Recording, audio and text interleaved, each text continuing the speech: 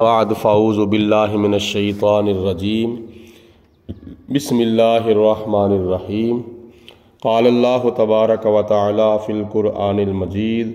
والفرقان الحمید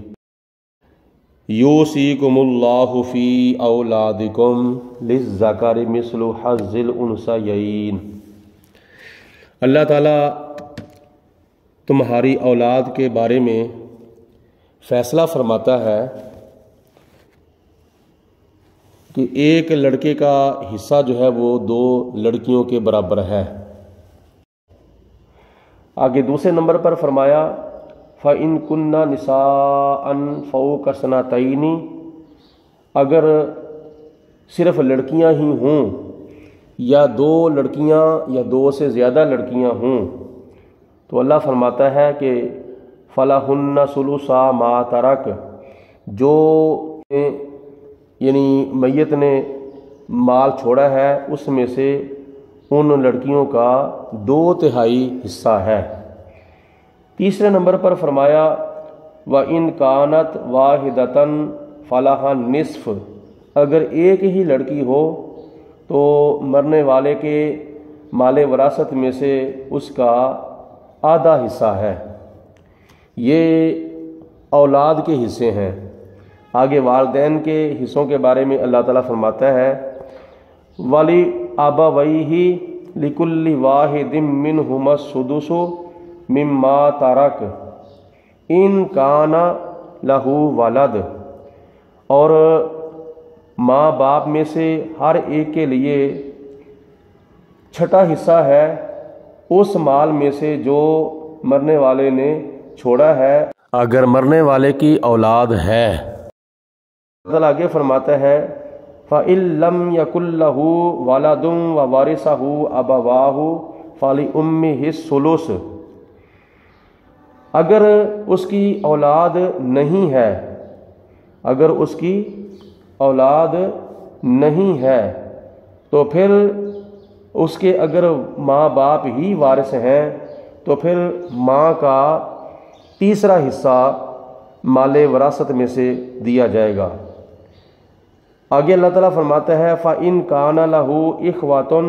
فَلِأُمِّهِ السُّدُسُ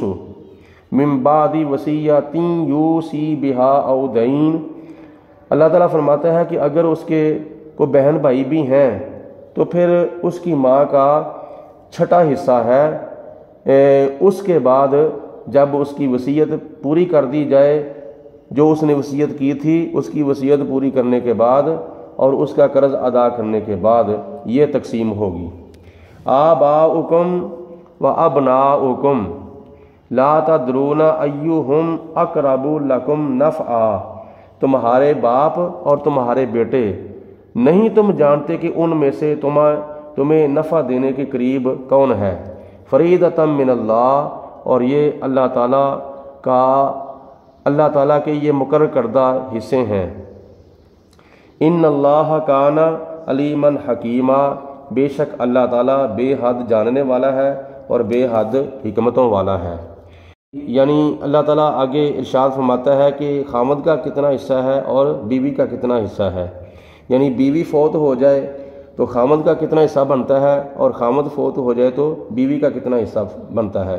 آگے اللہ تعالیٰ ارشاد فرماتا ہے وَلَكُمْ نِصْفُ مَا تَرَكَ أَزْوَاجُكُمْ إِن لَّمْ يَكُن لَّهُنَّ وَلَدٌ، اللہ فرماتا ہے کہ اے مردو، تمہارے لیے تمہاری بیویوں کے چھوڑے ہوئے مال میں سے آدھا حصہ ہے اگر ان تمہاری بیویوں کی کوئی اولاد نہیں ہے۔ فَإِن كَانَ لَهُنَّ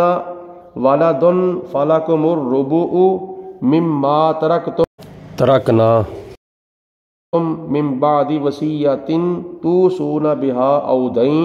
پھر تمہارے لیے تمہاری بیویوں کے چھوڑے ہوئے مال میں سے 4واں حصہ ہے۔ یہ تقسیم اس وقت ہوگی مما ترکنا من بعد وصیۃ یوصین بها أو دین، یہ تقسیم اس وقت ہوگی کہ جب تمہاری بیویوں کی ہوئی وصیت کو پورا کر دیا جائے اور ان کا قرض جو ہے وہ ادا کر دیا جائے۔ وَلَهُنَّ الرُّبُعُ مِمَّا تَرَكْتُمْ إِن لَّمْ يَكُن لَّكُمْ وَلَدٌ، اور جب خامد فوت ہو جائے تو پھر اللہ پاک فرماتا ہے تمہاری بیویوں کے لیے تمہارے چھوڑے ہوئے مالوں میں سے چوتھا حصہ ہے اگر ان کی کوئی اولاد نہیں ہے، یعنی اگر خامد فوت ہو جائے، اگر اس کی اولاد نہیں ہے تو پھر بیوہ کا اپنے فوت ہونے والے شوہر کی وراثت میں سے چوتھا حصہ ہے۔ فَإِن كَانَ لَكُمْ وَلَدٌ فَلَهُنَّ الثُّمُنُ مِمَّا تَرَكْتُم مِّن بَعْدِ وَصِيَّةٍ تُوصُونَ بِهَا أَوْ دَيْنٍ۔ اللہ فرماتا ہے کہ اگر تمہاری کوئی اولاد ہے، اگر تمہاری کوئی اولاد ہے تو پھر بندہ جب فوت ہو جاتا ہے، اگر اس کی کوئی اولاد ہے تو پھر بیوہ ہونے والی بیوی جو ہے اس کا اپنے فوت ہونے والے شوہر کے مال میں سے 8واں حصہ ہے۔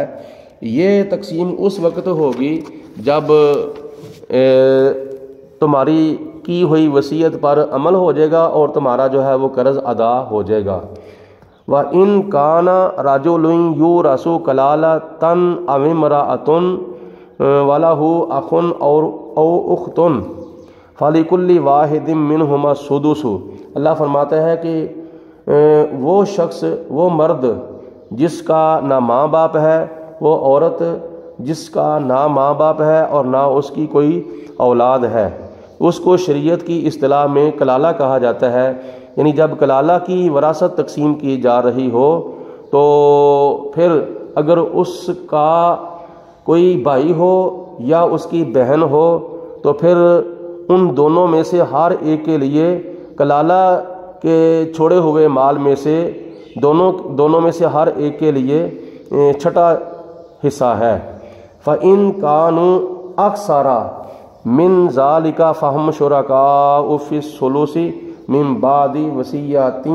يُوصَى بِهَا أَوْ دَيْنٍ۔ اور اگر اس کلالہ کی ایک بہن یا ایک بھائی سے زیادہ اس کے بہن بھائی ہوں تو پھر اس کے چھوڑے ہوئے مال کے تیسرے حصے کے اندر سارے شریک ہوں گے، یعنی تیسرا حصہ جو ہے وہ ان تمام بہن بھائیوں کے اندر تقسیم کیا جائے گا۔ اور یہ تقسیم جو ہے اس کی وصیت پوری کرنے کے بعد اور اس کا قرض ادا کرنے کے بعد جو ہے وہ ایسی تقسیم ہوگی، غیر مدار، اور وصیت کرتے وقت کسی کو نقصان جو ہے وہ وصیت پر عمل کرتے ہوئے کسی کو نقصان نہ پہنچایا جائے۔ وصیۃ من اللہ، اور یہ اللہ تعالیٰ کا فیصلہ ہے۔ واللہ علیم حلیم، اور اللہ تعالیٰ بے حد جاننے والا ہے اور بے حد حلم والا ہے۔ تلک حدود اللہ، اور یہ مال وراثت کی جو تقسیم ہے، یعنی ان حصوں کو ان دونوں آیات بینات کے احکامات کے مطابق تقسیم کرنا، یہ اللہ تعالیٰ کی حدیں ہیں۔ وَمَن يُطِعِ اللَّهَ وَرَسُولَهُ، اور جو کوئی اللہ تعالیٰ کی اطاعت کرے اور اللہ کے رسول کی اطاعت کرے، یعنی جو کوئی مال وراثت کے حصے تقسیم کرتے وقت جو اللہ کی اطاعت کرتا ہے، اللہ کے رسول کی اطاعت کرتا ہے، قیامت کے دن یدخلہ جنات تجری من تحتها الانہار، اللہ تعالیٰ ان کو قیامت کے دن جنتوں کے اندر داخل فرمائے گا، ان باغوں میں داخل فرمائے گا جن کے نیچے دریا اور نہریں چل رہی ہیں، مختلف مشروبات کی، ٹھنڈے میٹھے اور خوشبودار۔ خالدین فیہا، وہ ان باغوں میں ہمیشہ ہمیشہ رہیں گے۔ وذالک ھو الفوز العظیم، اور یہ ان کی بہت بڑی کامیابی ہے۔ ومن یعص اللہ ورسولہ، اور جو کوئی مال وراثت تقسیم کرتے وقت اللہ کی نافرمانی کرے اور اللہ کے رسول کی نافرمانی کرے، ویتعدی حدودہ، اور اللہ تعالیٰ کی حدوں سے تجاوز کرے، یدخلہ نارا، اللہ قیامت کے دن اس کو جہنم کی بڑکتی ہوئی آگ میں داخل فرمائے گا، خالدن فیہا، اور وہ اس آگ کے اندر ہمیشہ ہمیشہ رہے گا، وَلَہُ عذاب مہین، اور اس کے لیے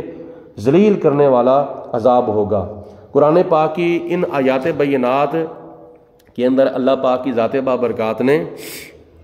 فوت ہونے کے بعد میت کے مال وراثت کی تقسیم کے حصے جو ہیں وہ بیان فرمائے ہیں کہ کس کا کتنا حصہ بنتا ہے۔ تو آج ہمیں اس کے اوپر غور کرنا چاہیے کہ پوری شریعت کو اگر 2 حصوں میں تقسیم کیا جائے تو شریعت کے ایک حصے میں نماز کے مسائل، روزے کے مسائل، حج کے مسائل، زکوٰۃ کے مسائل، قربانی کے مسائل، جہاد کے مسائل، پاکی پلیدی کے مسائل، جائز نجائز کے مسائل، حرام حلال کے مسائل، خلوت جلوت کے مسائل اور خوشی اور غمی کے مسائل آتے ہیں۔ اور شریعت کے دوسرے حصے میں صرف اور صرف علم وراثت آتا ہے۔ تو ہم نے جس طرح شریعت کے پہلے حصے کے مسائل ہمارے لیے سیکھنا ضروری ہے، اسی طرح شریعت کے دوسرے حصے کے مسائل بھی سیکھنا ضروری ہے، یعنی وراثت کے مسائل بھی یاد کرنا اور ان پر عمل کرنا ضروری ہے۔